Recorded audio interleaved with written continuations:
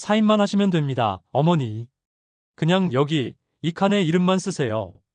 박민재는 입꼬리를 억지로 올린 채 하얀 종이 한 장을 김영자 앞에 밀어두었습니다. 노란색 포스트잇엔 굵은 글씨로 이렇게 적혀 있었습니다. 이곳에 이름만 쓰세요.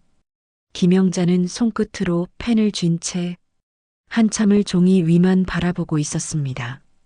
그의 손등은 얇았고 핏줄이 선명하게 튀어나와 있었습니다. 어머니, 이거 그냥 도장 관련 서류예요. 복잡한 건 제가 다 처리하고요. 엄마는 그냥 편하게 지내시라고 그러는 거예요. 민재는 말을 부드럽게 감싸려 애썼지만 말투 끝엔 짧은 조급함이 배어 있었습니다. 침묵이 길어질수록 그의 손등에 핏줄이 먼저 붉어졌습니다. 요양보호사 이정은은 그 광경을 조용히 지켜보고 있었습니다. 손에 든 물컵에서 김이 피어오르고 있었고 그 온기가 세 사람 사이의 공기마저 흐리게 만들었습니다. 민재 씨, 어머님 식사는 드셨어요? 예, 방금요. 근데 정은 씨, 이건 그냥 가정사니까요. 방해하실 필요는 없어요. 이정은은 말없이 고개를 끄덕였습니다. 그러나 그녀는 방 안에 사인을 강요하듯 뻗어 있는 그 손보다 펜을 쥐고 있지만 움직이지 않는 김영자의 손끝을 더 오래 바라보았습니다. 저기, 어머니. 이거 그냥 내가 하려고 하는 거야. 지금 엄마가 판단할 수 있는 그런 상황이 아니잖아. 지난주에도 치매 진단 다시 받으셨고. 그 순간 김영자가 펜을 내려놓았습니다.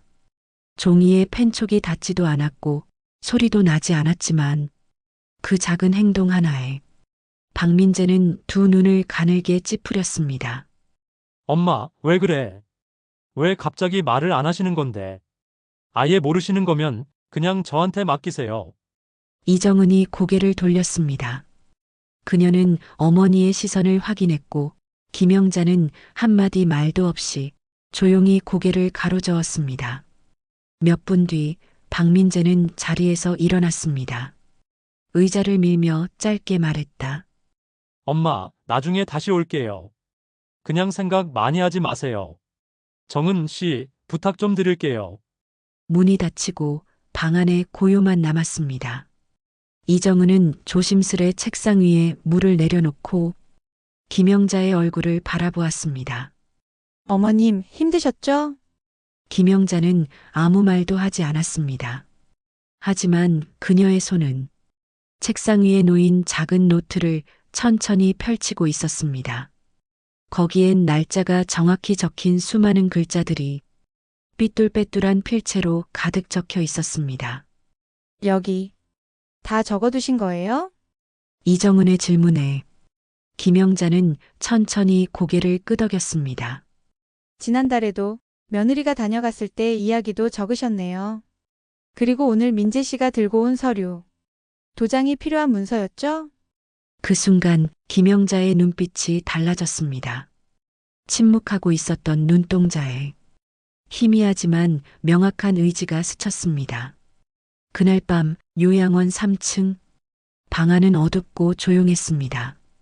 창밖에선 봄비가 내리고 있었고 벽시계는 오후 9시 52분을 가리키고 있었습니다. 김영자는 침대에서 조용히 몸을 일으켰습니다. 작은 손전등 하나를 켜고 베개 밑에서 노트를 꺼냈습니다. 그리고 천천히 일기장을 펼쳤습니다. 오늘 날짜를 적고 그 아래 이렇게 썼습니다. 그들은 내가 기억하지 못한다고 믿는다. 하지만 나는 지금도 단 하나도 잊지 않았다. 김영자는 천천히 책상 위로 걸어갔습니다. 서랍을 열고 붉은색 천으로 감싼 무언가를 꺼냈습니다. 작은 도장이었습니다. 그녀는 그것을 일기장 맨 마지막 장에 끼운 뒤 다시 조심스럽게 덮었습니다. 그리고 그 위에 손을 얹고 말했습니다. 나는 아직 내 이름을 지킬 수 있다. 이날은 김영자가 침묵을 택했지만 그 침묵이 처음으로 결심이 된 날이었다. 그리고 그녀의 싸움은 그 순간부터 시작되었다. 요양원 복도는 항상 일정한 리듬을 유지하고 있었습니다. 매일 오전 9시 식사 트롤리가 지나가고 10시 30분에는 간단한 체조 시간이 열렸습니다. 김영자의 방 312호 역시 그 리듬에 정확히 맞춰 움직이고 있는 듯 보였습니다. 하지만 그 방 안에서만은 전혀 다른 기류가 감지되고 있었습니다. 김영자는 만 68세, 서울 성동구에서 30년 넘게 초등학교 교사로 재직했고 퇴직 후에는 남편 박정태와 단출하게 살아왔습니다. 가족은 장남 박민재, 차남 박윤재, 며느리 최세연, 그리고 손주 둘. 이 중 그녀의 곁을 실제로 지키는 사람은 이정은 요양보호사 한 명뿐이었습니다. 민재는 평소 말이 적고 상대의 눈을 잘 마주치지 않는 성격이었으며 그가 어머니를 찾는 이유는 정확히 정해진 때와 목적이 있을 때뿐이었습니다. 지금 이사 중이라 좀 바빠요. 주말엔 아이들 학원 보내느라. 어차피 엄마 기억 못 하시니까요. 그의 대화 방식은 언제나 효율적이었고 감정이라는 요소는 언제나 뒤편에 물려 있었습니다. 이정은은 요양원에서 5년간 일해온 보호사였습니다. 신입 시절부터 침착하고 섬세한 성격으로 중증 치매 환자 케어에 능하다는 평가를 받았고 언젠가부터 말이 없지만 이해력 높은 어르신을 만나고 나서 그녀의 감정 표현이 조금씩 바뀌기 시작했습니다. 그날 오후 박민재가 다시 요양원을 방문했습니다. 정은 씨, 우리 어머니 이번 달 상태 어때요? 이정은은 조용히 김영자의 방 앞에서 걸음을 멈췄습니다. 기록지 기준으론 큰 변화 없으십니다. 하지만 최근엔 글씨 쓰시는 걸 자주 목격하고 있습니다. 글씨요? 어떤 걸요? 메모 형식입니다. 날짜랑 문장 단위로요. 민재는 짧게 웃었습니다. 치매인데요? 그거 그냥 습관이겠죠. 글 내용이 꽤 구체적입니다. 대화 내용이나 방문자, 날짜 다 정확하게 적고 계십니다. 민재는 시선을 옆으로 피하며 대답했습니다. 그럼 그냥 그게 남은 습관이겠죠. 뭐 의미는 없을 테고요. 그 말은 자신조차 믿지 못하는 듯한 어조였습니다. 요양원 직원 식당에서 이정은은 동료들과 마주 앉아 있었지만 그녀는 식판의 반찬엔 손도 대지 않고 있었습니다. 눈앞엔 김영자의 최근 메모 복사본 사본 한 장이 놓여 있었습니다. 그녀는 최근 며칠간 영자의 허락을 받아 노트 일부를 따로 옮겨 적어두고 있었습니다. 4월 3일. 민재 서류 관련 대화. 반복된 단어 그냥 편하게 신경 쓰지 말라. 손이 떨렸음. 내 표정을 2번 살핌. 4월 6일. 민재 재방문. 이번엔 도장 필요하다는 언급 없음. 단어 줄고 목소리 낮음. 날 시험하는 것 같음. 이정은은 그 메모를 바라보며 생각했습니다. 이건 훈련된 기록자의 글이다. 치매 환자가 쓸 수 있는 수준이 아니다. 그녀는 처음으로 김영자가 모르고 있는 척하고 있는 것이 아닐까 의심하기 시작했습니다. 다음 날 아침, 민재는 다시 김영자의 방을 찾았습니다. 이번엔 작은 쇼핑백을 들고 있었습니다. 엄마, 이거. 당신 좋아하시던 양갱이 있어요. 대림동 쪽에서만 파는 거예요. 김영자는 말없이 쇼핑백을 받았습니다. 입꼬리를 움직이지 않았고 감정 표현도 없었지만 그녀의 눈동자는 분명히 민재의 손끝을 따라 움직이고 있었습니다. 근데 엄마, 혹시 저번에 썼던 그 노트 있어요? 그냥 제가 한번 보고 싶어서. 그 말에 김영자는 고개를 들었고 천천히 고개를 저었습니다. 엄마, 그냥 옛날 일 쓰신 거잖아요. 괜히 다른 사람한테 보이기 전에 내가 좀 확인해 보는 게 좋을 것 같아서요. 이정은은 조용히 그 자리에 함께 서 있었습니다. 그녀는 김영자의 눈을 조용히 바라보며 말했습니다. 어머님, 노트는 어머님 소유예요. 누구에게 보여주실지 언제 쓰실지는 어머님이 결정하세요. 그 말에 민재의 표정이 조금 굳었습니다. 정은 씨, 요양보호사가 어머님 판단 도와주는 거 아닌가요? 도와드립니다. 하지만 대신하지는 않습니다. 이정은은 조용히 말을 맺었습니다. 그 순간 김영자가 아주 작게 입꼬리를 올렸습니다. 그 미소는 오래 남지 않았지만 이정은은 그날 처음으로 김영자가 자신이 무엇을 하고 있는지 정확히 알고 있다는 확신을 갖게 되었습니다. 이날은 김영자의 삶에서 주체적인 선택이 다시 시작된 날이었다. 그녀는 더 이상 묻지 않았고 더 이상 설명하지 않았다. 하지만 그녀는 모든 것을 알고 있다는 사실만은 조용히 행동으로 말하기 시작했다. 요양원 1층 사무실 앞 박민재는 스마트폰 화면을 보고 있었다.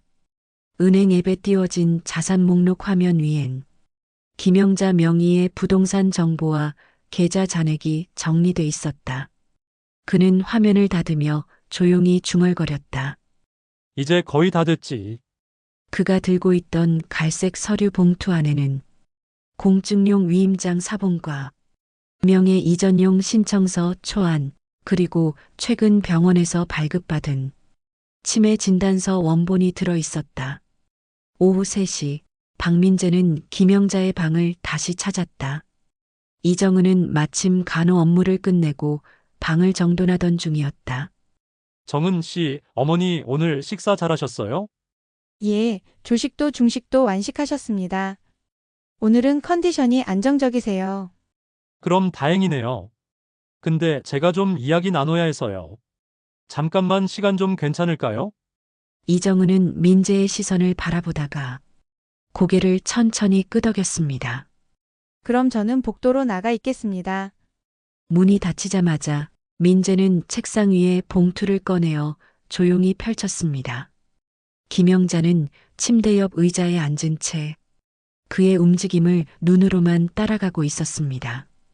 엄마, 이건 그때 말씀드렸던 부동산 관련 정리 서류야.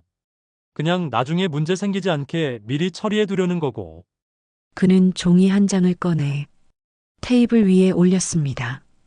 그 서류의 상단엔 재산 처분 및 위임 동의서라는 문구가 적혀 있었습니다.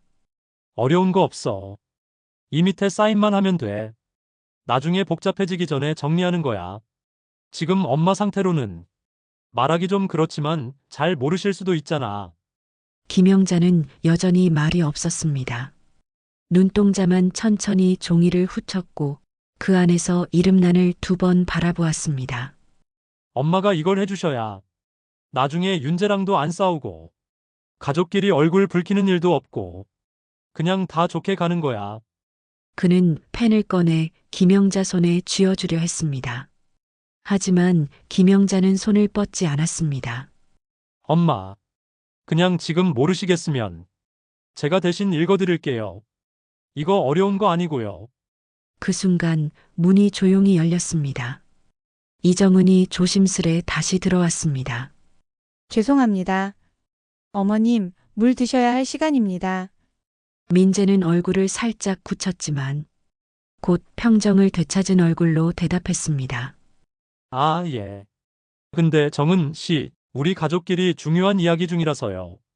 제가 방해하러 온 건 아닙니다. 다만 지금 이 상황이 어머님께 스트레스를 드릴 수도 있다는 생각은 들어서요. 어머니께 스트레스를 드린다고요? 네. 최근 며칠간 어머님 혈압이 일정하게 오르셨습니다. 오늘도 좀 올라간 편이고요. 민재는 고개를 돌렸습니다. 김영자는 말없이 물잔을 받아들었고 조심스럽게 한 모금 마셨습니다. 그녀의 손끝은 떨리지 않았고 눈빛은 평소보다 단단했습니다. 그날 저녁 이정은은 조용히 김영자의 방을 정돈하며 의자에 놓인 서류를 다시 바라보았습니다. 민재는 아무 말 없이 종이를 접어 가방에 넣고 떠났습니다. 이정은은 김영자에게 조심스레 물었습니다. 어머님, 그 서류 원하시면 제가 읽어드릴까요? 김영자는 아주 작게 고개를 저었습니다. 그리고 손을 뻗어 책상 한편에 놓인 작은 노트를 펼쳤습니다. 그녀는 펜을 들어 노트 한 장에 이렇게 적었습니다. 민재 오늘 위임장. 말은 줄었고 눈은 더 자주 움직였다. 펜을 손에 쥐게 하려 했으나 그 순간만큼은 내 손이 고정되었다. 이정은은 그 문장을 바라보다가 속으로 중얼거렸습니다. 이건 절대 치매 환자의 문장이 아니다. 그녀는 자리에서 일어나며 조용히 김영자의 손을 감쌌습니다. 어머님, 저는 누구 편도 아닙니다. 하지만 지금 누구 말이 맞는지 이제 조금은 알 것 같습니다. 김영자는 대답하지 않았습니다. 하지만 그녀의 눈빛은 확실히 말하고 있었습니다. 이날은 김영자가 침묵으로 저항한 첫 번째 날이었다. 그녀는 여전히 한마디도 하지 않았지만 그 누구보다 정확하게 자신을 보호하고 있었다. 그리고 그 침묵의 깊이는 이정은이라는 목격자에게 처음으로 신뢰라는 이름으로 다가가기 시작했다. 그날 밤 김영자는 침대맡에서 일기장을 꺼냈습니다. 조용히 창문을 반쯤 열고 작은 손전등 불빛 아래 글씨를 써내려가기 시작했습니다. 글씨는 느렸지만 획 하나하나에 망설임은 없었습니다. 나는 오랫동안 나를 잊고 살았다. 그게 당연한 일이라고 생각했다. 이제 와서 생각해보니 그건 당연한 게 아니라 누구도 묻지 않았던 선택이었다. 그녀의 눈앞엔 오래전 장면들이 흐릿하게 떠올랐습니다. 1987년 겨울. 그녀는 당시 32세, 장남 민재가 초등학교 입학을 앞두고 있었다. 남편 박정태는 한 중소제조업체에서 영업직으로 일하고 있었지만 급여는 늘 제 날짜에 들어오지 않았고 가끔은 이번 달은 어렵다는 말만 들려올 때도 많았다. 그날도 그랬다. 퇴근한 남편은 조용히 앉아 담배를 피우며 말했다. 애 학원비는 이번 달 넘겨. 회사 사정이 영. 김영자는 묻지 않았다. 그녀는 조용히 커피 믹스를 타서 내주었고 아이 방에서 책가방을 정리하며 중고 문제집을 책꽂이에 다시 꽂았다. 그녀는 다음 날 학교 동료 교사에게 용기를 내어 말했다. 혹시 내 조카가 안 보는 학습지 있으면 좀 받을 수 있을까? 그 부탁이 그녀가 평생 처음으로 꺼낸 도움 요청이었다. 그리고 그 부탁 이후 그녀는 다시는 누구에게 도움을 구하지 않았다. 1998년 IMF 직후 남편은 구조조정 명단에 포함되었다. 그는 한동안 집 밖에 나가지 않았다. 남자 체면에 40 넘어서 뭐라도 새로 시작해보라고. 그의 말은 자책처럼 들렸지만 책임은 끝내 누구에게도 닿지 않았다. 그의 봄, 김영자는 조용히 사직서를 냈다. 교사 생활 15년 차, 정년을 훨씬 남겨둔 시점이었다. 그녀는 사직금으로 작은 부동산을 하나 사들였고 이후 그 임대 수익으로 아이들 대학 등록금을 냈다. 그런데 어느 날 박민재가 조심스레 말했다. 엄마, 윤재 학비 때문에 그 건물 팔까? 대출보다야 그게 낫잖아요. 그녀는 고개를 끄덕였고 며칠 뒤 건물은 팔려나갔다. 대금은 남편 명의 통장으로 들어갔고 그 후 어디에 쓰였는지는 묻지 않았다. 2012년 민재가 결혼을 앞두고 있던 날 예비 며느리 측은 예단 없이 결혼식을 치르자는 입장이었다. 민재는 식탁 앞에서 말했다. 엄마, 솔직히 말하면 예단 얘기 꺼내는 것 자체가 부담돼. 그냥 우리가 다 준비했단 느낌 주고 싶어. 김영자는 그 말의 의미를 알고 있었다. 당신이 채워달라는 의미였다. 그녀는 조용히 장롱 깊숙한 곳에 보관해 두었던 적금 통장을 꺼냈다. 적금 해지일까지 6개월이 남아 있었지만 위약금을 감수하고 돈을 찾았다. 그 돈으로 결혼식장 예약금을 냈고 한복을 마쳤고 패백상도 준비했다. 그런데 결혼식 당일 예비 며느리는 친정 쪽 손님 앞에서 말했다. 저희 집은 그냥 작은 결혼식으로 하고 싶었는데 시댁에서 너무 화려하게 준비하셨어요. 좀 과하죠? 김영자는 말없이 고개를 숙였다. 그리고 2020년 봄, 두 아들은 연락이 줄어들었고 남편은 TV 앞에 앉아 뉴스를 보며 나라 걱정을 하다가 잠들곤 했다. 김영자는 그날 오랜만에 집 창고를 정리하다가 결혼 당시 남편이 써주었던 편지를 발견했다. 그 종이엔 이렇게 적혀 있었다. 나는 평생 당신 편이 될 거야. 우리가 서로를 기억하는 한 이 이름은 절대 잊히지 않을 거야. 그녀는 편지를 천천히 접었다. 그날 밤 편지는 조용히 찢겨졌고 한 줌의 기억으로만 남았다. 그리고 현재 요양원. 그녀는 자신이 치매라고 불리는 상태 속에서도 매일같이 펜을 들고 기록을 시작했다. 나는 아직 나를 기억하고 있다. 나는 아직 누구에게도 내 도장을 넘기지 않았다. 나는 아직 내 이름을 버리지 않았다. 그 문장들은 그녀가 살아온 시간 전체를 다시 거슬러 올라오는 것 같았다. 그날 밤 이정은은 김영자의 일기장을 우연히 엿보게 되었다. 김영자는 그것을 허락했고 그녀는 한 장 한 장을 넘기다 잠시 멈춰섰다. 거기엔 이런 문장이 적혀 있었다. 나를 위해 선택한 적은 없었지만 그렇다고 남에게 줄 인생도 아니다. 이제부터라도 내 이름은 내 손으로 지키겠다. 이정은은 조용히 눈을 감았다. 그리고 처음으로 김영자를 환자가 아니라 하나의 인격체로 다시 보았다. 이날은 김영자가 침묵의 이유를 스스로 되짚고 다시 자기 자신을 세운 날이었다. 그녀는 잊지 않았고 지워지지도 않았으며 지금도 여전히 말없이 살아내고 있는 중이었다. 이거 그냥 형식적인 거야. 사실상 이미 다 처리된 상태니까 어머니가 도장만 찍어주시면 돼요. 박민재는 오늘도 익숙한 말투로 하얀 봉투를 꺼내 들었습니다. 그의 정장은 다림질이 잘 되어 있었고 양말 색까지 정갈하게 맞춰져 있었습니다. 하지만 그의 손에 들려있던 서류는 그 어떤 정리된 인상보다 더 차가운 현실을 품고 있었습니다.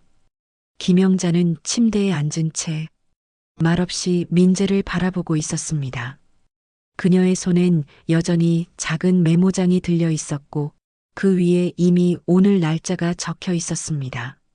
민재는 잠시 눈치를 보다가 의자를 끌어와 김영자 앞에 앉았습니다. 엄마, 솔직히 말할게요.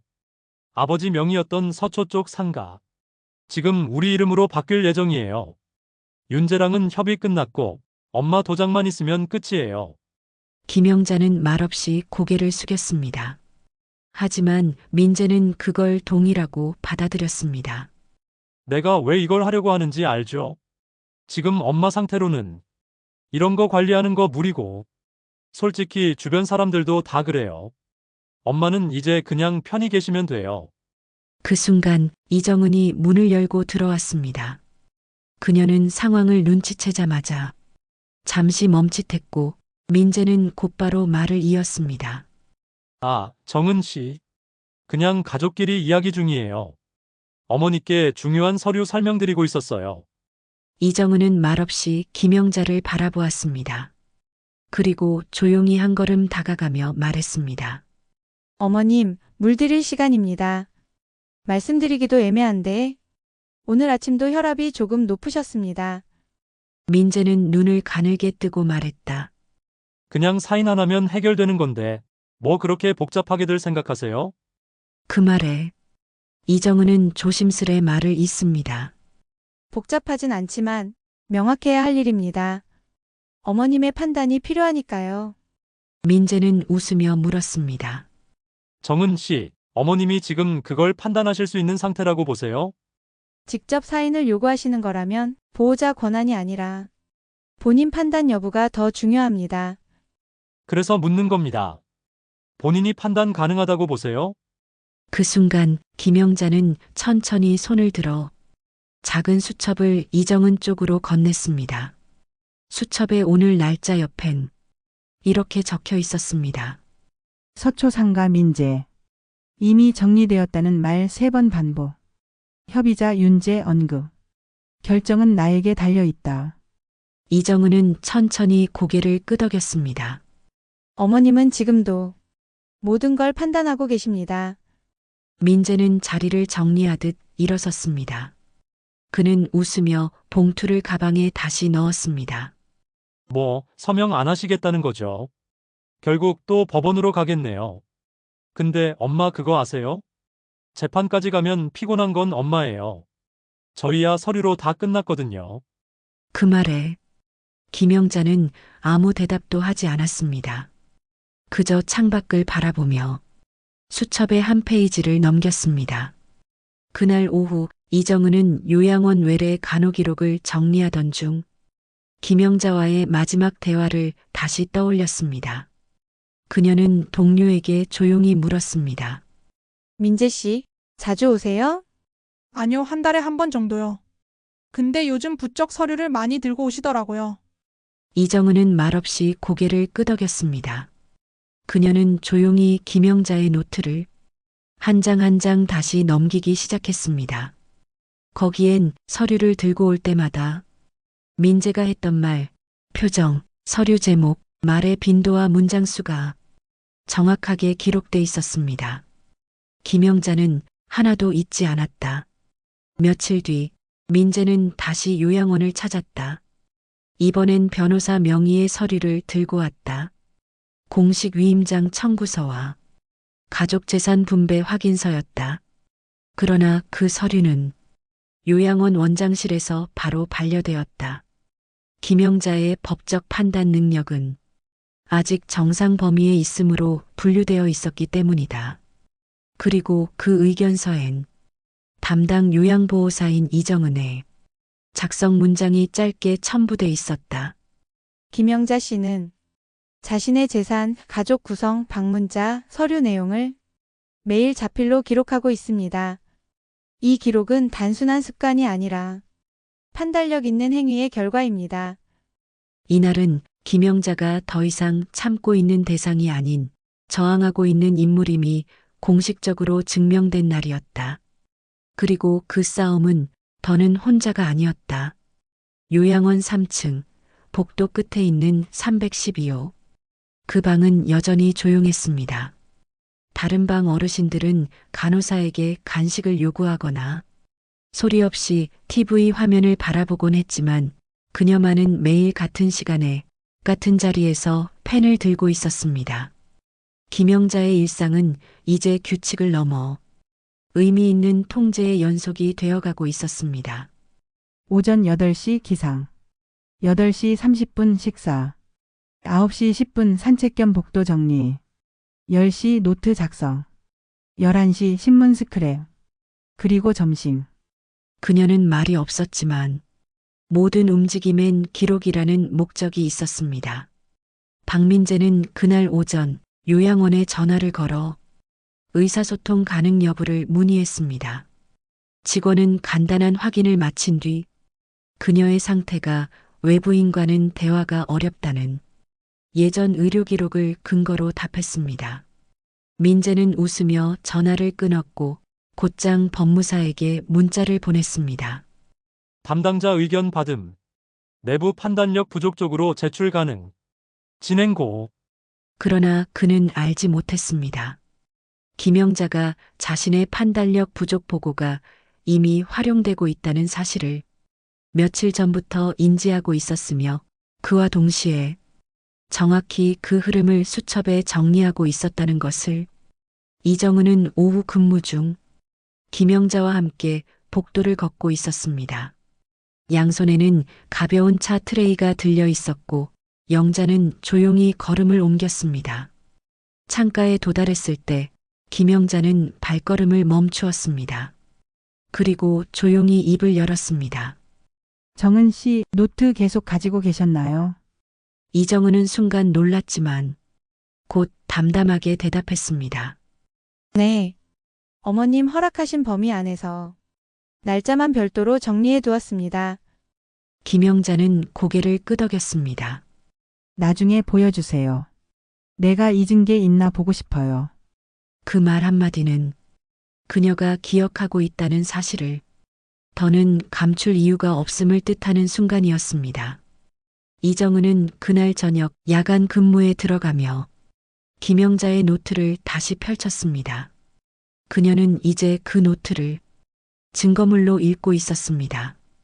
민재가 사용한 언어의 변화, 서류 내용에 따른 반응 기록, 반복된 단어 횟수, 특정 날짜에 방문한 시간까지 그녀는 그것이 단순한 일기가 아니라 법적으로 사용할 수 있는 수준의 진술임을 확신했습니다. 며칠 뒤 김영자는 이정은에게 손편지 하나를 건넸습니다. 짧은 문장이 적혀 있었습니다. 혹시 정식 법률 상담을 연결할 수 있을까요? 정식으로 서류를 준비하고 싶습니다.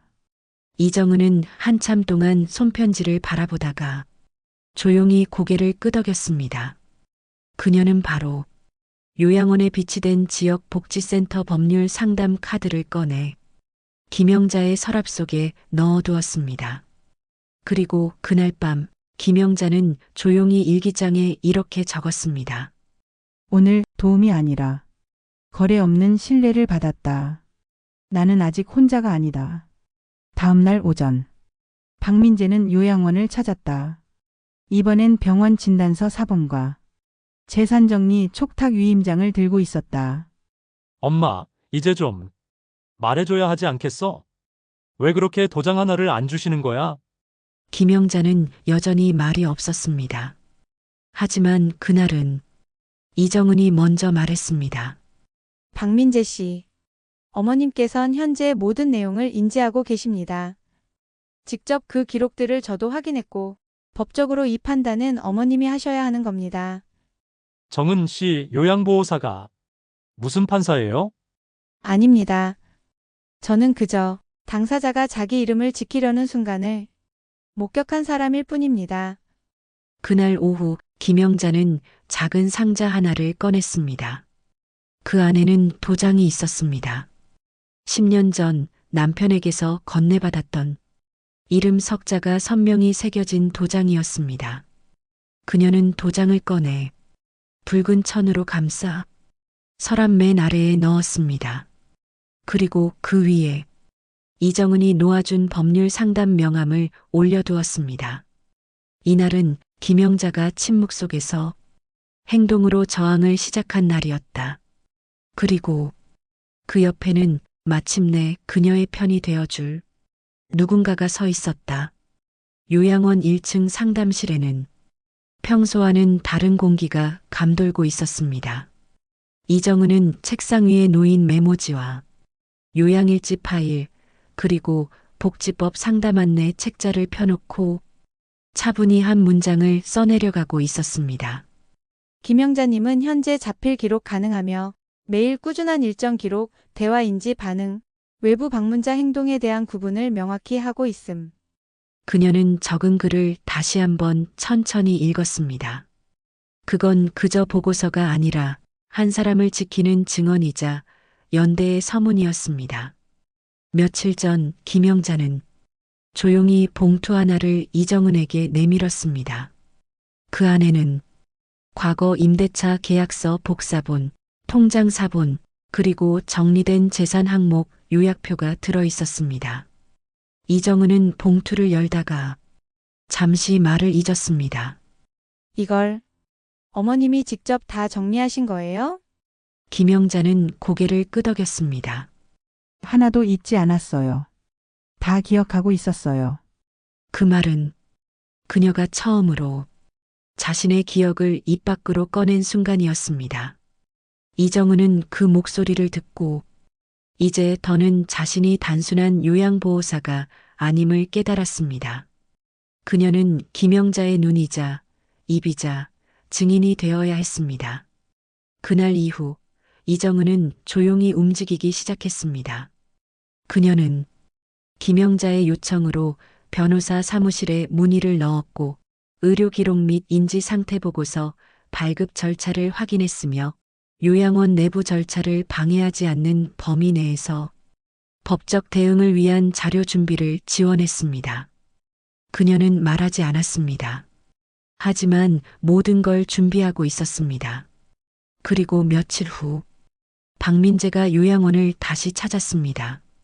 이번엔 변호사의 이름이 적힌 공식 위임 요청 공문 사본을 들고 왔습니다. 그는 방 안에서 김영자에게 조용히 말했습니다. 엄마, 왜 자꾸 이걸 복잡하게 만드세요? 김영자는 대답하지 않았습니다. 지금이라도 그냥 도장 찍으면 다 조용해져요. 윤재도 기다리고 있고 저도 솔직히 이제 지쳤어요. 그 말은 협박이 아니라 유아처럼 들렸지만 그 목소리에는 이미 압박감이 드러나 있었다. 그 순간 이정은이 방문을 열고 들어왔습니다. 민재 씨, 오늘도 서류 가지고 오셨나요? 네. 다 정리된 거예요. 어머님이 이해 못하시는 건 시간 문제고. 이정은은 조용히 말했다. 제가 이미 어머님께 변호사 연결해 드렸습니다. 박민재는 멈칫했습니다. 뭐라고요? 정확히 말씀드리면 어머님이 직접 요청하셨고 저는 전달만 했습니다. 그걸 보호자가 동의했나요? 이건 보호자의 동의가 필요한 절차가 아닙니다. 어머님은 현재 법적으로 인지 능력이 확인된 분입니다. 박민재는 말을 잇지 못했습니다. 이정은은 침착하게 말을 이었습니다. 그리고 어머님은 매일 기록하고 계십니다. 누구와 어떤 이야기를 나눴는지, 무슨 서류를 받았는지, 어떤 표현이 반복됐는지. 기록이요? 네. 일기장이 아니라 진술서에 가까운 문장들입니다. 박민재는 말없이 가방을 닫고 일어섰습니다. 그는 방을 나서며 조용히 중얼거렸습니다. 이런 식으로 복잡하게 만들 필요 없었는데. 하지만 그 목소리는 더 이상 상대를 통제하던 사람의 것이 아니었습니다. 무너지는 사람이 내는 억제된 불안에 가까웠습니다. 그날 밤 김영자는 조용히 서랍을 열고 일기장을 꺼냈습니다. 그리고 짧게 썼습니다. 드디어 나 말고도 내 편이 생겼다. 그녀는 그 문장을 쓰고 책장을 덮으며 조용히 말했다. 이제는 지지 않을 것이다. 이날은 김영자가 증인을 얻은 날이었다. 그녀는 여전히 침묵하고 있었지만 그 침묵은 더 이상 혼자만의 것이 아니었고 누군가가 함께 듣고 기억하고 기록해주는 침묵이 되었다. 조용한 오후, 요양원 3층 상담실 창밖으로 햇살이 길게 드리웠습니다. 김영자는 평소와 같은 시간에 자리에 앉았지만 그날 그녀의 손엔 일기장이 아니라 봉투 하나가 들려 있었습니다. 봉투 안에는 지난 한 달간 이정은의 도움으로 정리된 진단서 사본, 재산 항목 요약표, 가족 방문 기록 정리, 그리고 일기장을 요약한 핵심 문장 파일이 들어 있었습니다. 그 문서 위엔 이정은이 간단히 정리한 표지가 덧붙어 있었습니다. 김영자 기록 정리 위임 거부 및 자기 결정권 입증 자료. 김영자는 그날 처음으로 외부와 직접 통화를 진행했습니다. 이정은이 휴대폰을 건네주자 그녀는 짧고 그러나 단호한 목소리로 말했습니다. 저는 김영자입니다. 변호사님 성함은 김태윤 씨라고 하셨지요. 네, 제가 법적 상담을 요청하고자 합니다. 목소리는 떨렸지만 말끝은 단단했습니다. 이정은은 그 통화를 옆에서 지켜보다 조용히 고개를 끄덕였습니다. 김영자는 결국 직접 말했다. 이건 시작이었다. 며칠 뒤 김태윤 변호사가 요양원을 찾았습니다. 그는 사전에 정리된 서류를 받아들고 김영자의 노트 일부를 검토한 후 조용히 말했다. 선생님, 이 정도면 신탁 설정도 가능하고 위임 무효 소송도 문제 없습니다. 필요한 서류는 제가 공증인과 함께 정리하겠습니다. 명예 이동 상속 위임 관련 부분 전부 정리 가능하고요. 그 순간 김영자는 조용히 서랍을 열어 작은 도장을 꺼냈습니다. 그 도장은 10여 년 전 남편이 만들어준 것이었고 그녀가 마지막까지 손에서 놓지 않았던 물건이었습니다. 그녀는 도장을 김태윤에게 건넸습니다. 그러나 단호히 말했다. 이 도장은 오직 저의 이름 아래에서만 쓰이게 해주세요. 변호사는 고개를 숙였습니다. 이정은은 김영자의 서명 과정을 옆에서 도왔습니다. 모든 문서에 하나씩 펜을 쥐는 손이 느리게 움직였지만 한 번도 망설이거나 줄을 벗어나지 않았습니다. 그녀는 명확하게 의지를 가지고 사인하고 있었습니다. 며칠 뒤 서울가정법원 민원실엔 서류 한 묶음이 정식으로 접수되었습니다. 위임장 무효 확인 청구서, 재산방어 목적의 신탁 설정 신고서, 후견인 개입 거부 통지서, 그 서류의 맨 마지막엔 김영자의 자필 서명이 선명하게 찍혀 있었습니다. 그리고 그 옆에 이정은이 증인 서명자로 이름을 올렸습니다. 같은 시각 박민재는 변호사로부터 이상한 소식을 들었습니다. 민재 씨, 어머님 명의 재산에 대해 신탁 설정이 진행 중입니다. 관련 소송 서류가 제출됐고 이제 임의 위임은 불가능합니다. 그게 무슨 말이에요? 엄마가 혼자서 그런 걸 결정하셨다고요? 네. 자필 서명도 있었고 현장 공증도 완료됐습니다. 말도 안 돼. 그는 곧장 요양원으로 향했습니다. 312호 방 안 김영자는 책상 앞에 앉아 있었습니다. 이정은은 그녀 옆에서 조용히 물컵을 정리하고 있었습니다. 박민재가 들어서며 말했습니다. 엄마, 이게 대체 뭐예요?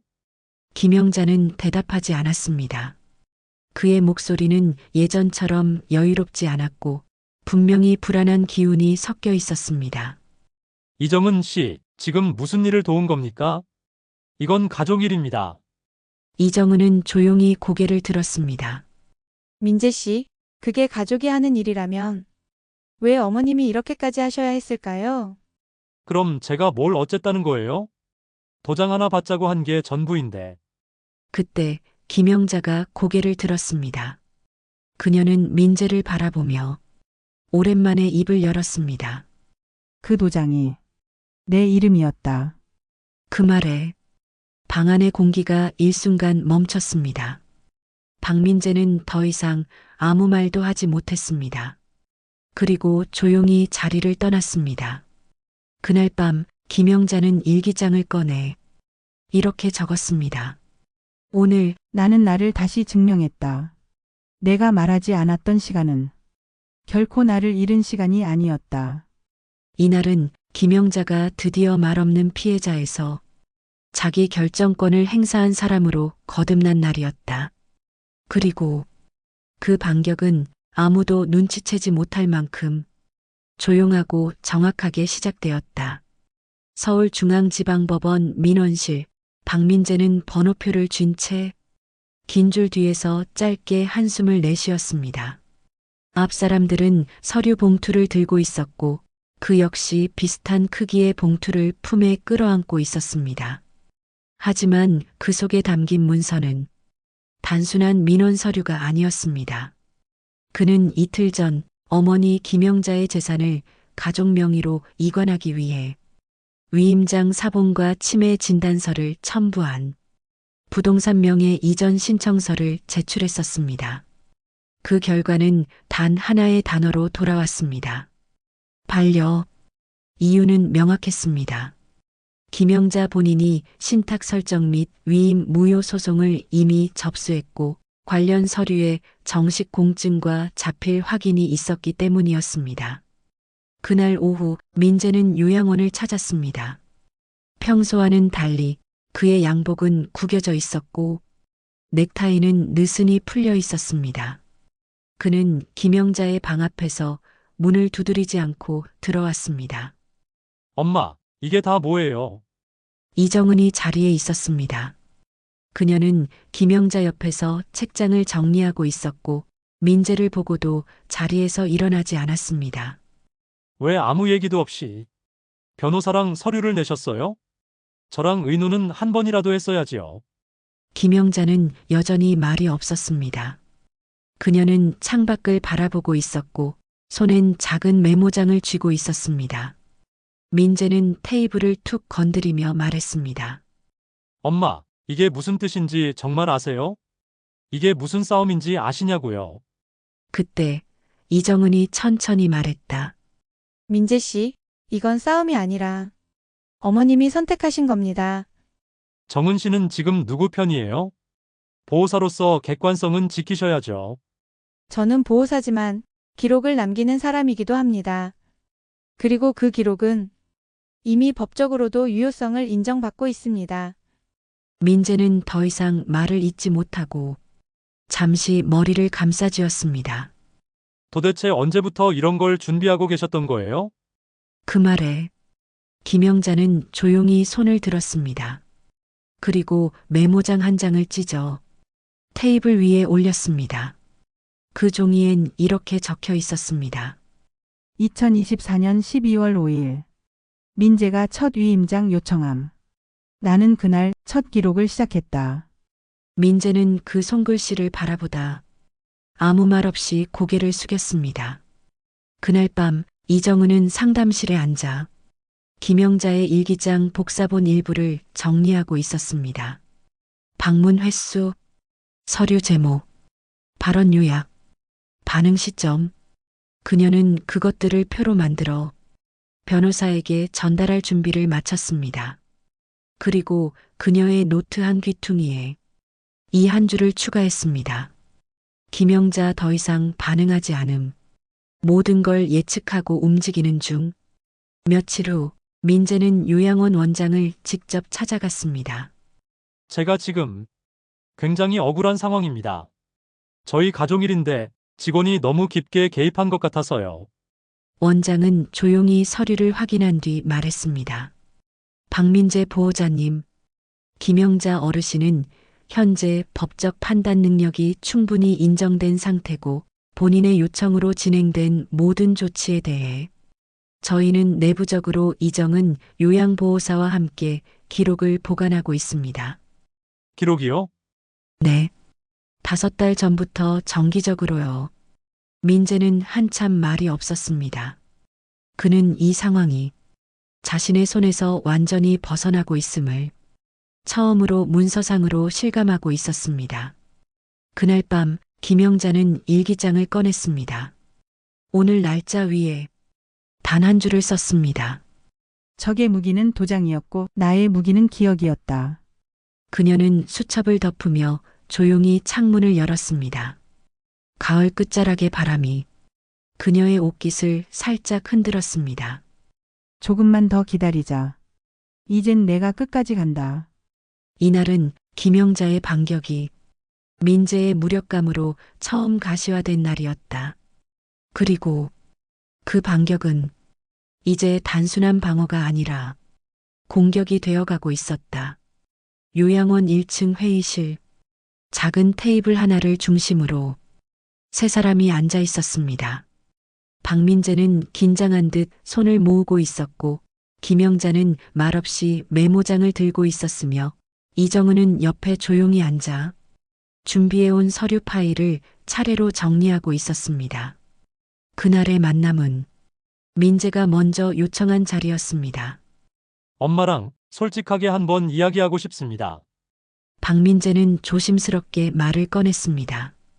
엄마, 내가 뭘 잘못했는지 모르겠어요. 그냥 내가 다 책임지려고 했던 거예요. 솔직히 지금 이런 상황 너무 당황스럽고 불안합니다. 이정은은 아무 말 없이 민재의 말을 받아 적었습니다. 김영자는 말 없이 자신이 쓴 일기장 한 권을 꺼냈습니다. 그 표지엔 이렇게 적혀 있었습니다. 2024년 12월 2025년 5월 침묵의 기록. 그녀는 그 책을 민재 쪽으로 밀었습니다. 이게 뭐예요? 그녀는 일기장 가운데 부분을 펼쳤습니다. 거기엔 날짜, 상황, 대화 내용, 그리고 민재가 반복한 문장들이 정확하게 적혀 있었습니다. 민재가 이 문장을 20번 넘게 반복했더구나. 이정은이 대신 읽었습니다. 엄마는 지금 잘 모르시니까요. 엄마는 지금 판단이 안 되실 거예요. 민재는 당황한 듯 고개를 돌렸습니다. 아니, 그건 그냥 내가 걱정해서 그런 거지. 엄마가 예전 같지 않으시니까 그래서 도와드리려고 했던 거잖아요. 김영자는 대답하지 않았습니다. 대신 그녀는 서랍에서 도장을 꺼내 테이블 위에 천천히 올렸습니다. 그건 민재가 그렇게 원했던 도장이었습니다. 그리고 그녀는 단호히 말했다. 이 도장은 내 이름이다. 박민재는 자리에서 벌떡 일어났습니다. 엄마, 왜 이렇게까지 하세요? 가족끼리 엄마 도장 하나로 우리 이렇게 무너뜨려도 되는 거예요? 김영자는 고개를 들었습니다. 그녀의 눈엔 단단한 울림이 있었습니다. 나는 가족이니까 참아야 한다는 말을 50년 동안 들으며 살았다. 그동안 다 참았다. 다 줬다. 말없이 따라갔다. 하지만 지금은 이 도장 하나만큼은 나한테 남겨두고 싶다. 이정은은 조용히 눈을 감았습니다. 그녀는 김영자가 마침내 모든 것을 말한 순간을 오래도록 기억할 것임을 느끼고 있었습니다. 박민재는 말을 잇지 못하고 앉았습니다. 그는 더 이상 도장을 요구하지 않았고 도리를 말하지도 않았습니다. 그는 단순히 고개를 숙이고 말했습니다. 미안합니다, 엄마. 정말 미안해요. 그러나 그 사과는 누구를 위한 말이었는지 확실하지 않았습니다. 그날 오후 김영자는 방으로 돌아와 노트를 펼쳐 다음과 같이 적었습니다. 오늘 내가 내 목소리를 되찾았다. 그 목소리는 작았지만 분명했고 누구에게도 빼앗기지 않았다. 며칠 뒤 민재는 김태훈 변호사에게 연락했습니다. 변호사님, 지금이라도 조정할 수 있는 길이 있을까요? 이미 어머님은 재산 대부분을 신탁으로 넘기셨고 상속 조정은 불가능합니다. 그럼 전 진짜 아무것도 못 받는 건가요? 정확히 말하면 어머님이 선택하지 않으면 아무것도 받을 수 없습니다. 민재는 조용히 전화를 끊었습니다. 그 순간 그는 자신이 지금까지 쥐고 있던 가족이라는 단어가 사실상 자기 권한이 아닌 어머니의 이름 아래에만 존재했다는 것을 처음으로 이해했습니다. 이날은 김영자가 더 이상 피해자가 아닌 승자로 증명된 날이었다. 그녀는 말하지 않았던 시간 동안 모든 것을 기억했고 마침내 그 모든 것을 자기 손으로 증명했다. 서울가정법원 민사합의육부 사건 번호 2025가 합산만 1221 김영자 원고 박민재 외피고 위임장 무효 확인 및 상속사전 방지 가처분 청구. 결과는 단 3줄이었다. 원고 김영자의 청구를 인용함. 위임장 및 재산 처분 관련 서류 무효. 피고 측 재산 동결 및 환수 조치 시행. 김영자는 법원에 직접 출석하지 않았습니다. 그녀는 요양원 상담실에서 김태훈 변호사의 휴대폰으로 결과만 조용히 들었습니다. 김 선생님, 다 이기셨습니다. 재산은 안전하게 보호됐고 위임장도 법적으로 전면 무효 처리됐습니다. 이정은은 조용히 미소 지었습니다. 김영자는 작게 고개를 끄덕이며 대답했습니다. 저는 그저 제가 저였다는 걸 증명하고 싶었을 뿐입니다. 그 말은 어떤 승리 선언보다도 무거운 울림을 남겼습니다. 한편 박민재는 서울 서초동 한 빌딩의 주차장에서 머리를 감싸준 채 가만히 앉아 있었습니다. 전화기 너머로 변호사가 말했습니다. 민재 씨, 지금 이 사건으로는 어머님과 협의하지 않으면 그 어떤 재산도 손댈 수 없습니다. 당분간 금융거래 정지도 걸렸고요. 부동산 쪽은요? 신탁계약이 성립되었기 때문에 어머님 동의 없이는 일체 처분 불가입니다. 박민재는 전화기를 내려놓았습니다. 그는 평생 가족의 결정권을 자신이 갖고 있다고 믿었지만 지금은 그 가족이라는 단어가 자기 입안에서 공허한 단어로만 맴돌고 있었습니다.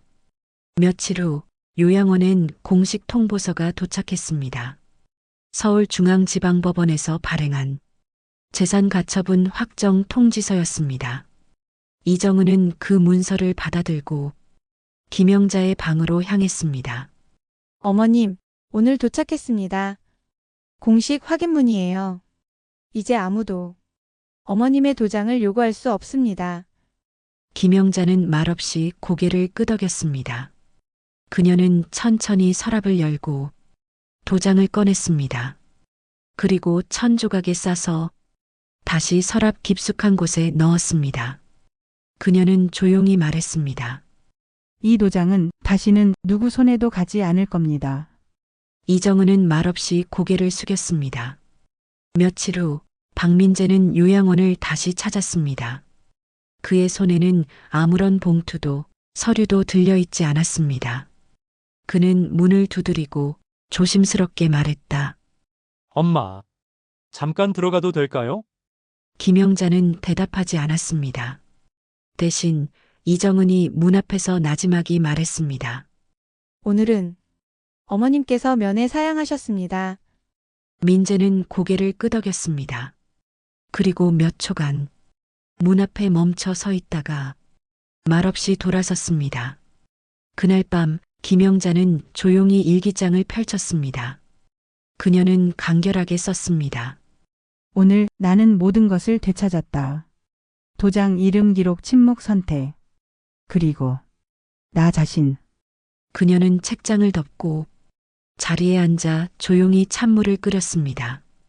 이정은은 그 옆에 앉아 말했습니다. 어머님, 이제 정말 다 끝났습니다. 아니요. 지금부터 시작입니다. 그 목소리는 낮았지만 그 어떤 언어보다 단단했습니다. 이날은 김영자가 조용히 세상의 모든 조각을 제자리에 되돌린 날이었다. 누군가는 그걸 단순한 소송의 승리라 말할 수 있겠지만 실제로는 한 인간이 자기 이름 하나를 지켜내기까지 버텨온 모든 사랑 없는 시간들에 대한 회수였다. 봄이 끝나갈 무렵 요양원 3층 복도 끝 창가 자리에 김영자는 매일 같은 시간에 앉아 있었습니다. 그녀는 늘 그렇듯 종이컵에 따뜻한 보리차를 따르고 일기장을 펼쳤습니다. 햇살은 부드럽게 그녀의 어깨에 내려앉았고 창밖으론 제비가 지붕을 스치듯 날아갔습니다. 그날 그녀가 적은 첫 문장은 이러했습니다.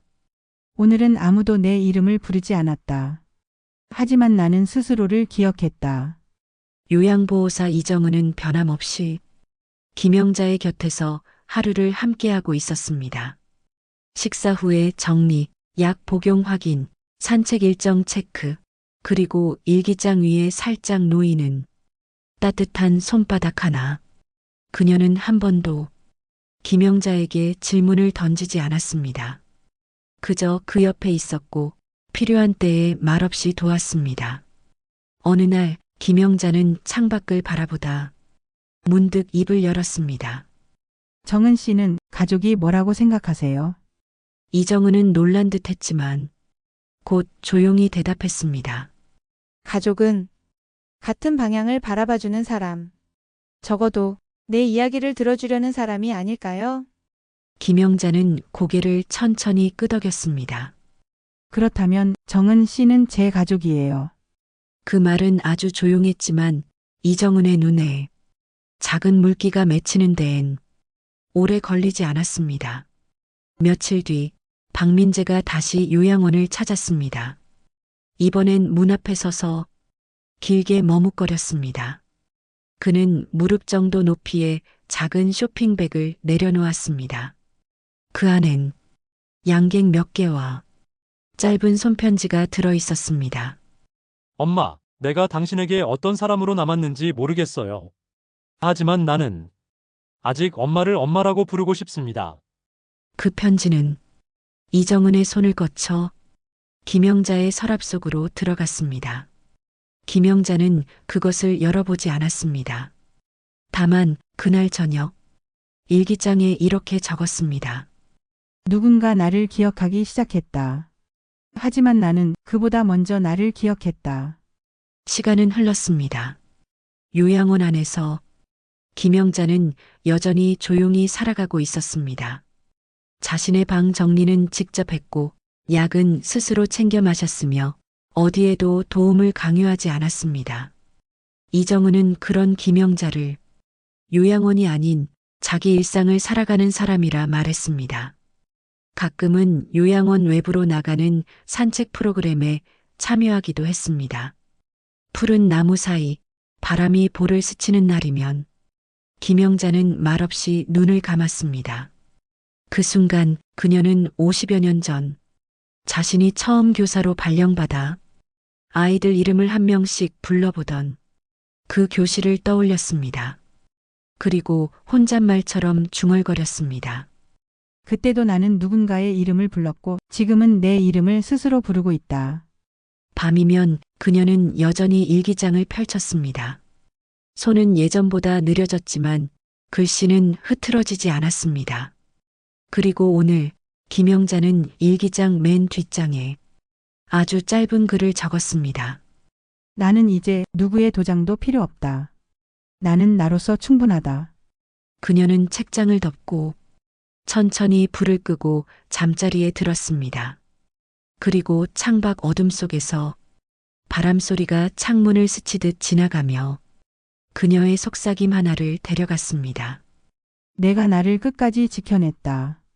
이날은 김영자가 더 이상 무언가를 잃지 않기 위해 사는 사람이 아니라 이미 다 회복한 채 조용히 하루를 살아가는 사람이 된 날이었다. 그녀는 잊히지 않았고 지워지지 않았고 이제는 그 누구보다 자기 자신에게 가까운 이름이 되었다. 나는 여전히 이곳 요양원 3층 312호방 안에 있다. 아침이면 창문을 열고 바람이 들이치는 소리에 맞춰 몸을 일으킨다. 매일 똑같은 하루지만 나는 이 하루를 내 이름으로 시작하고 내 이름으로 마무리한다. 그것만으로 충분하다. 사람들은 묻는다. 이제는 좀 편안하신가요? 나는 대답하지 않는다. 편안하다는 말이 무엇을 뜻하는지 아직 잘 모르기 때문이다. 나는 그저 내가 나로 있는 지금이 무척 조용하고 무척 분명하다고 느낀다. 그게 나에겐 평온이다. 이정은 씨는 여전히 내 곁에 있다. 그녀는 이제 나를 요양보호사가 아닌 생활 동료라 부른다. 우리는 많은 대화를 하지 않는다. 대신 나는 그녀에게 매일 내 일기장의 한 구절을 보여준다. 그건 말보다 정확하고 말보다 덜 상처 준다. 그녀는 때때로 내가 써놓은 문장을 받아 적고 짧게 한마디 한다. 오늘도 살아계시네요, 선생님. 그 말이 좋았다. 누가 날 살아있다고 말해준 적 그리 많지 않았다. 민재는 그날 이후 몇 차례 더 문 앞에 다녀갔다. 그는 언제나 말없이 쇼핑백을 내려놓고 갔다. 처음엔 내가 문도 열지 않았다. 그 후엔 가끔 커튼 사이로 그의 뒷모습만 바라보았다. 나는 그를 원망하지 않는다.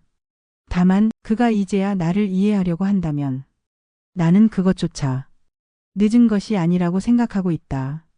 가족이란 때로는 늦게 도착한 이해 하나만으로도 다시 연결될 수 있는 이름이니까.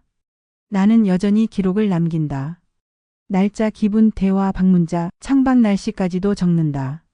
내가 죽은 후에도 이 기록이 누군가에게 의미가 있을지는 모른다. 하지만 나는 확신할 수 있다.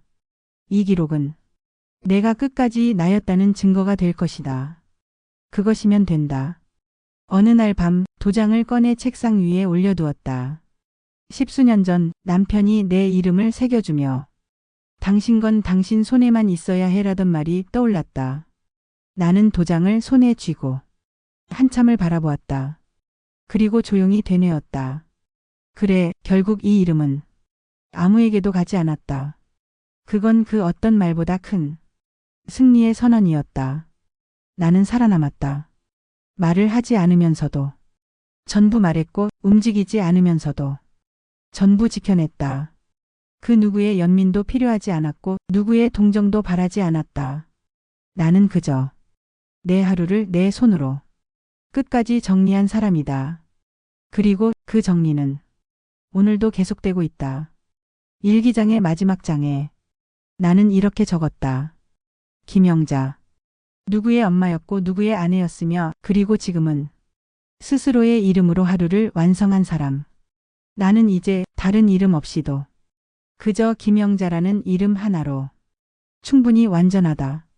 내가 잊히지 않는 이유는 누군가가 나를 기억해서가 아니라 내가 나를 잊지 않았기 때문이다. 그것이면 충분했다.